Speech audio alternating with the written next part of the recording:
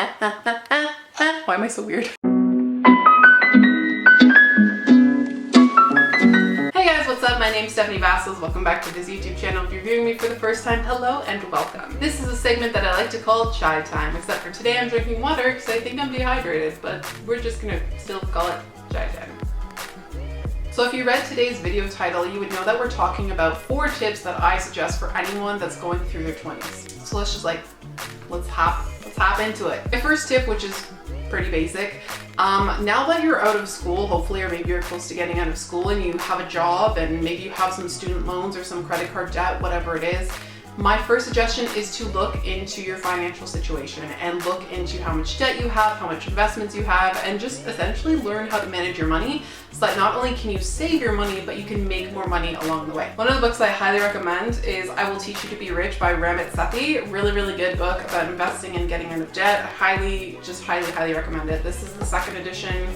If you're somebody who struggles with finances, I recommend it. The second piece of advice that I have is for you to either create a 5 or 10-year plan for yourself. Being someone who works with people specifically in a very coachy sort of setting, I find a lot of people have really, really clear goals for their career. I'm going to work this amount of time, I'm going to get this promotion, move into this part of the company, maybe switch companies, blah, blah, blah, blah, blah, and hopefully make this much amount of money by this age. I find that is very strategically planned out for a lot of people, and it might not even just be on a 5-year term, it might be on a 30-year term. But what a lot of people tend to forget about is, what about your relationships? What about your health? What about your joy? What about your finances? What about your service to humanity? What else do you want to learn? What do you want to create?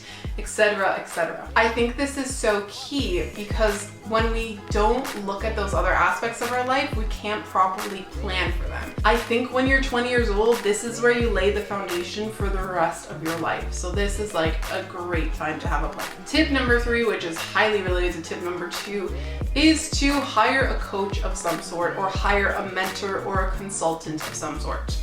This is kind of biased because I myself am a coach, but that's because I see the value of coaching. I see the value of having someone there to keep you accountable and to keep you on track with your goals in life.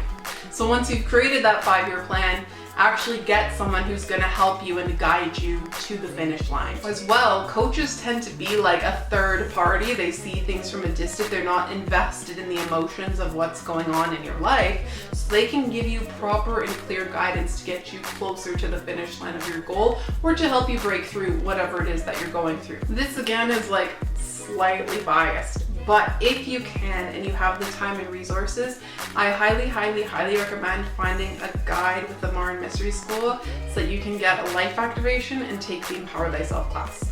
The reason why I suggest that is because the Empower Thyself class gives you tools and teachings and a total foundation for how you can live as a spiritual being in this physical world. Why is that so important? Because when we're not fulfilling our spirit or who we truly are, and we're living a life based on what our parents want us to do or what our teachers told us was the right thing to do, we're always pleasing external factors. We're never pleasing us, the person that we're stuck with 24/7. And so these teachings with the Empower Thyself class, it teaches you about you to the core, like, who am I? What am I? Where did I come from? Where am I going? And what is my purpose in life? Those like that, when you figure that out, that's when you have a guide map for life. And that's when you generally go back to your 5-year plan and be like, oh yeah, all that stuff, that's because that's what my dad wanted me to do. So scrap all that. I'm going to do this because this is who I am and this is what I actually want to do. I also just think it's in your best interest to invest in knowing you, because you know, you can invest in a very cool looking Gucci belt that everyone seems to be buying these days, but why invest in that when you can only wear it like 12 hours a day, instead of investing in yourself and learning, like, why do I have these emotions? How do I control these emotions? Why are my thoughts like this? Why do I react to this? Why does this push my buttons, etc., etc.? Because your mind is on 24/7, except for when you're sleeping, although it's probably still on while you're sleeping. And you have to live with yourself 24/7. So why not invest in improving yourself and making yourself the best that you can possibly be? In my biased opinion, I think it's a little more important to invest in yourself rather to invest in external things. And with that, I need another drink because my throat is raw. My fourth and final tip is to go out into life and never stop learning and never stop enjoying life. When we go out and we learn things, it is so key that we take what we're learning and apply it to life, because there's no sense in hoarding information if we're never going to use it.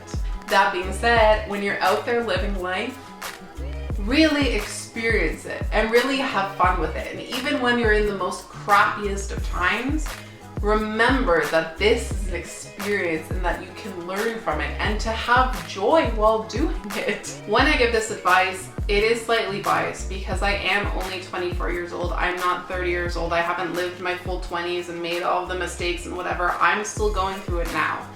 But here's the thing, I tend to coach and I tend to guide a lot of people who are in their 30s and 40s. I also hang out with a lot of people who are in their 30s and 40s, which is very strange.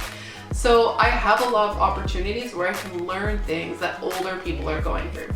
So these are just some tips and tricks that I suggest based on what I see other people going through, and perhaps maybe places where they've skipped out on their life, where maybe they should have put a little bit more energy into. So that's it for this video. If you did like it, please give it a big thumbs up, share it with all of your friends, hit that subscribe button down below so you can stay informed on all of my future videos whenever they end up coming out.